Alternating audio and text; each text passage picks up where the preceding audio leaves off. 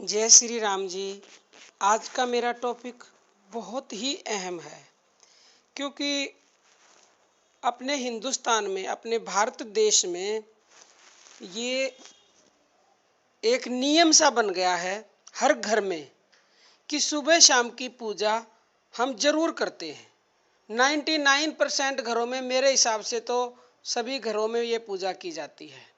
परंतु क्या हम ये पूजा सिर्फ नाम के लिए करते हैं? क्या हम पूजा दिखावे के लिए करते हैं? और क्या हमें इस पूजा का पूरा फल मिलता है जितना मिलना चाहिए?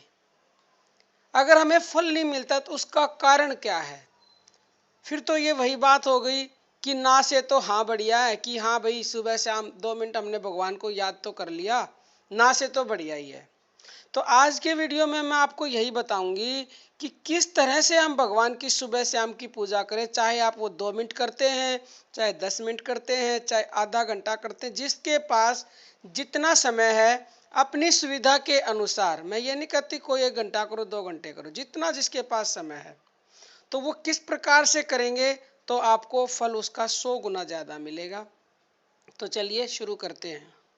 देखिए, हम लोगों को प्रातः सायं दोनों समय नियमित रूप से अपनी अपनी सुविधा के अनुसार ईश्वर की उपासना अवश्य ही करनी चाहिए, क्योंकि प्रातःकाल की उपासना करने पर परमात्मा की कृपा से दिन भर उनकी याद बनी रह सकती है। और उस याद को अखंड बनाए रखने के लिए हमें चलते फिरते, उठते बैठते, खाते पीते तथा प्रत्येक कार्य करते हुए भगवान को अपने साथ समझना चाहिए। मन में सदा सर्वदा यह निश्चय रखना चाहिए कि हम जो कुछ करते हैं उसे भगवान ही करवाते हैं। जिस प्रकार बच्चे का हाथ पकड़कर गुरुजी उनसे अक्षर लिखवाते हैं, उसी प्रकार परमात्मा हमें प्रेरित करके समस्त कार्यों का आचरण हमसे करवाते हैं। कठपुतली जिस प्रकार सूत्रधार के इशारे पर नाचती है, उसी प्रकार हमें भगवान के हाथों में अपनी बागडोर संभाल कर उनके इशारे पर काम करना चाहिए। इस प्रकार के अभ्यास से हमें प्रत्यक्ष में शांति का अनुभव होने लगेगा और हमारे इस साधन से भगवान विशेष प्रसन्न होंगे। इसी तरह सायंकाल यानी शाम की उपासना करने पर भगवान कृपा से रात्रि में और सोने के समय भी भगवान की याद रहती है। उससे बुरे सपनों का नाश होकर वृत्तियां सात्विक हो जाती हैं और निरंतर प्रसन्नता तथा शांति रहती है।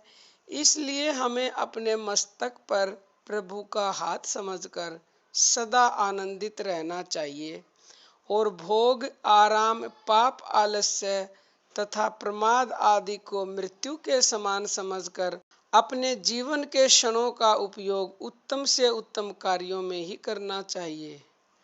भगवान के नाम का जप और गुण तथा प्रभाव के सहित उनके स्वरूप का ध्यान करते हुए ही उनकी आज्ञा के अनुसार तत्परता के साथ काम करना चाहिए। परंतु इस साधन में कुछ बातें अत्यंत बाधक हैं, जैसे क्रोध, वैमनस्य, ईर्ष्या, भय, शोक, मोह, अभिमान, राग, द्वेष और घृणा आदि।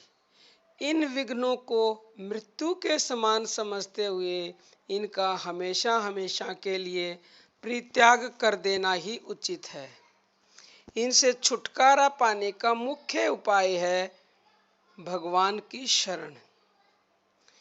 इस शरणागति का यदि पूर्णतः पालन कर लिया जाए तो इन विघ्नों से सहज ही मुक्ति प्राप्त की जा सकती है, इसमें तो संदेह ही नहीं है।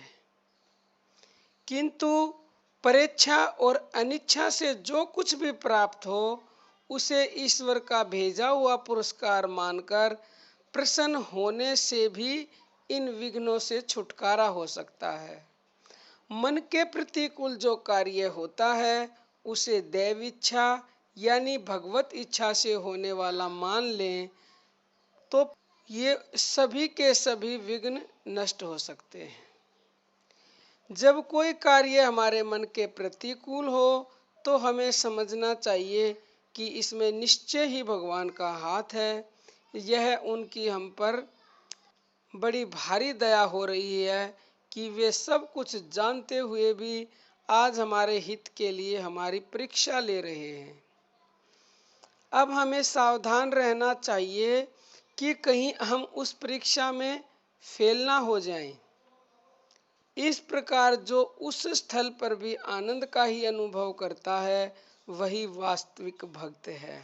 ऐसे भक्तों की पूजा से भगवान अति शीघ्र प्रसन्न होते हैं और जो भक्त इस तरह यानी जो अभी बातें बताई हैं उन बातों के अनुसार भगवान की पूजा करते हैं, भगवान उनकी पूजा का 100 गुना फल अवश्य ही देते हैं। भगवान के प्रत्येक विधान में प्रसन्न रहना ही तो भक्त का परम कर्तव्य है। इसलिए भगवान का भक्त बनने की इच्छा वालों को चाहिए कि वो उनके प्रत्येक विधान में प्रसन्न रहें। भगवान हमें पापों से मुक्त करके विशुद्ध बनाने तथा सहनशील और धैर्यवान होने के लिए हमारे मन के प्रतिकूल पदार्थ भेजकर हमें चेतावनी दिया करते हैं। बाढ़, भूकंप, महामारी, अनिच्छा से होने वाले अनिष्ट भगवान के द्वारा ही भेजे हुए होते हैं। मनुष्यों तथा पशु पक्षियों आदि द्वारा परेच्छा से जो अनिष्ट होते हैं उनमें भी भगवान की ही प्रेरणा समझनी चाहिए। यह समझकर हमें उन विपरीत परिस्थितियों में भी इतना आनंद होना चाहिए जितना कि एक गरीब आदमी को पारस प्राप्त होने पर भी नहीं हो। निंदा और अपमान हमको जिस दिन अच्छे मालूम होने लगेंगे उस दिन समझना चाहिए कि भगवान के हम निकट पहुंच रहे हैं। वर्तमान स्थिति से वह स्थिति बिल्कुल विपरीत होगी। जो मान और स्तुति आज हमको अमृत के समान मधुर लगते हैं वे ही भगवत शरणापत्र होने पर विष के समान लगने लगेंगे। जिस प्रकार स्तुति सुनकर हमारे हृदय में प्रसन्नता की लहर उठती है उसी प्रकार जब निंदा सुनकर भी हमारे हृदय की वही स्थिति बनी रहेगी। हमारे हृदय में स्तुति सुनने के समान ही प्रसन्नता की लहर उठेगी। तब समझना चाहिए कि हम भगवान के समीप आ गए हैं। आज पुष्पमाला पहनकर जिस हर्ष यानी आनंद का अनुभव हम करते हैं ठीक उसी आनंद की अनुभूति तब हमें जूतों से तिरस्कार होने पर भी होगी।